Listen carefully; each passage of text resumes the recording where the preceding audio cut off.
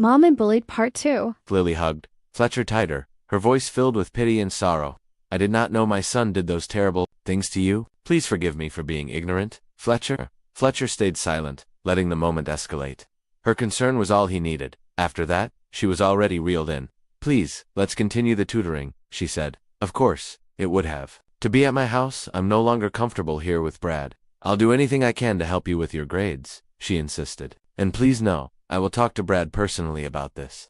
I am so deeply sorry. You don't have to miss silly. It's not your fault, Fletcher said, looking innocent. No, it is, she insisted. He wouldn't turn out like this if I were firmer with him. Honestly, he just walks all over me. It's time I properly talk to him. Thanks, Miss Lily, Fletcher said softly. Don't thank me. It was the least I could do. And from now on, just call me Lily. When Brad got home, Lily confronted him about his behavior. It ended with nothing but him mocking her as an irresponsible and useless parent who only knew how to nag. Fletcher and Lily decided to continue their tutoring session on Thursday. Fletcher made sure to show enthusiasm and appreciation for Lily, which lightened the mood for both of them. After they finished, Lily praised Fletcher for his progress. You're really getting the hang of computing and analytics, she said. Really? Maybe we can work on figuring out the formula for this, cause I'm a bit stuck here as well. Fletcher responded enthusiastically. Tomorrow is Friday night, Lily gently reminded him. Fletcher looked embarrassed. I'm sorry. I'm sure you already have other plans. No, it's not that.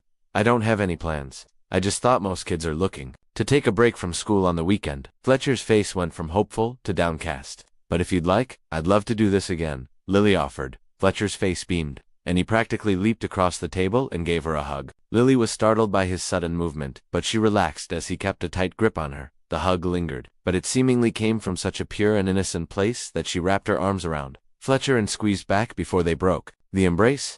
Then she picked up her purse and got up from her seat. Fletcher showed her to the door. I'll see you tomorrow night, he said hopefully. I'm looking forward to it. She smiled back.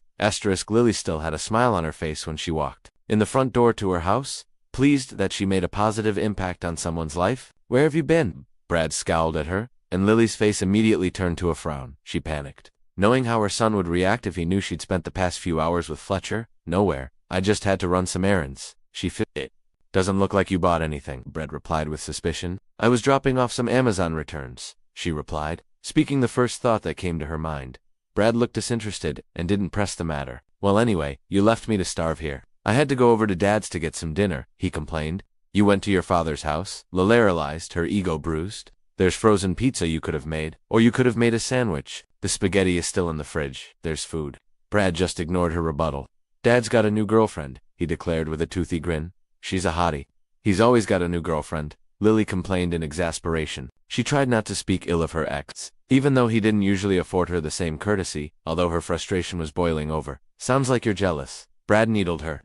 Dad said you were always jealous of other women. I'm not jealous, she reacted defensively. It's okay. You never dated again after Dad. That's because I was busy being a mother, she shot back. She held her tongue and refrained from pointing out that her ex never took the time to be anything more than a sperm donor. You just tell yourself that, he responded dismissively. But what man would want you? What do you have to offer? Even with all those changes? I don't even know what Dad ever saw in you.